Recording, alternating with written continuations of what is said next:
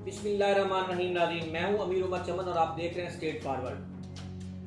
नाज़रीन, PDMA के मुशावरती इजलास के बाद इस बात का फैसला कर लिया गया है कि इमरान खान का जो मुतालबा है इलेक्शन का, उसको रिजेक्ट कर दिया गया है और मौजूदा हुकूमत अपनी आइनी मुद्दत पूरी करेगी।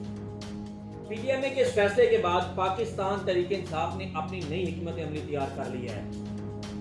पंजाब में 22 तारीख को वज़ीर-ए-आला पंजाब के इलेक्शन होने जा रहे हैं। 22 तारीख को इलेक्शन के बाद वज़ीर-ए-आला पंजाब परवेज़ इलाही मुंतखब हो जाएंगे। इसके बाद लॉन्ग मार्च का एक नया सिलसिला शुरू हो जाएगा। तहरीक इंसाफ के चेयरमैन इमरान खान लॉन्ग मार्च का दोबारा ऐलान कर सकते हैं और इस दफ़ा लॉन्ग मार्च भरपूर तरीके से होगा, क्योंकि KPK के अंदर भी PTI की हुकूमत होगी और पंजाब के अंदर भी PTI ही की हुकूमत होगी, इसलिए आवाम को रोकने वाला कोई नहीं होगा। मुल्क जो है वो इस वक्त सियासी अदम इस्तेहकाम की वजह से दिवालिया होने जा रहा है। इंटरनेशनल सतह पर पाकिस्तान के बारे में सोचा जा रहा है। IMF और दीगर ममालिक जो पाकिस्तान को कर्जा देने पे पहले राजी हो गए थे, वो इस बारे में सोच रहे हैं कि अब कर्जा दिया जाए कि ना दिया जाए। डॉलर 224 रुपए तक पहुंच चुका है।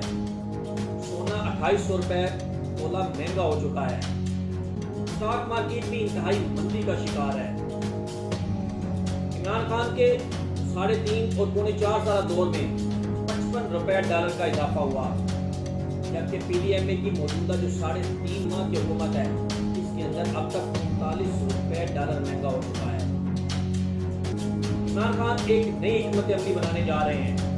वो पंजाब की तरफ सिंध पर भी चढ़ाई करेंगे। सिंध के ज़िमनी और बलदियाती इलेक्शन में वो आसिफ अली जरदारी और पीपल्स पार्टी को टफ टाइम दे रहे हैं।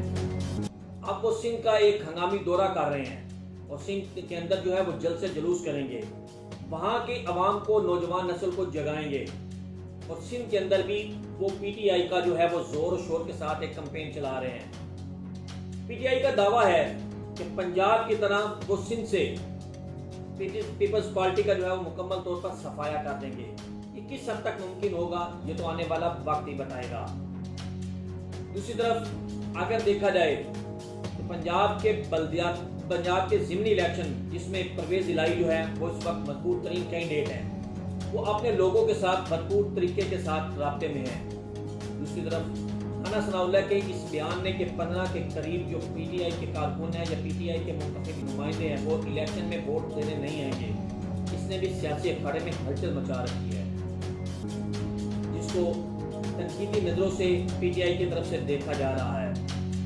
सियासत और जंग में सब कुछ जायज़ है। Imran Khan foreign funding case के हवाले से और PTI जो फॉरेन फंडिंग केस के हवाले से भी इंतहाई सख्त परेशान है कि उसका फैसला महफूज हो चुका है। अगर पंजाब के ज़िमनी इलेक्शन में पाकिस्तान मुस्लिम लीग नून कामयाब हो जाती तो इमरान खान और मिसेज इमरान खान की गिरफ्तारियां भी मुतवक्को थी, जो अब इल्तवा का शिकार हो चुकी हैं। PDMA और पाकिस्तान मुस्लिम लीग नून सबका एक मुश्तरका जो है वो लायामल बनाया जा रहा है कि इमरान खान की मुबैना ऑडियो वीडियोस जो है वो वायरल की जाए, उसकी सियासी साख को नुकसान पहुंचाया जाए। पाकिस्तान तहरीक इंसाफ के Imran Khan chief election commissioner के ऊपर बहुत ज़्यादा तनकीद करते नजर आ रहे हैं। इसकी सबसे बड़ी वजह यह है कि फॉरेन फंडिंग केस का फैसला महफूज हो चुका है और वो उनके सर पर एक तलवार लटक रही है। वो खदशा है कि फैसला उनके खिलाफ ना हो जाए। हालांकि इसी सिकंदर सुल्तान को पाकिस्तान तहरीक इंसाफ के चेयरमैन इमरान खान इंतहाई ईमानदार करार देकर लाए थे। एक नई वीडियो और नए तजर्बे के साथ दोबारा हाजिर होंगे, तब तक के लिए इजाज़त दीजिए। अल्लाह हाफिज़।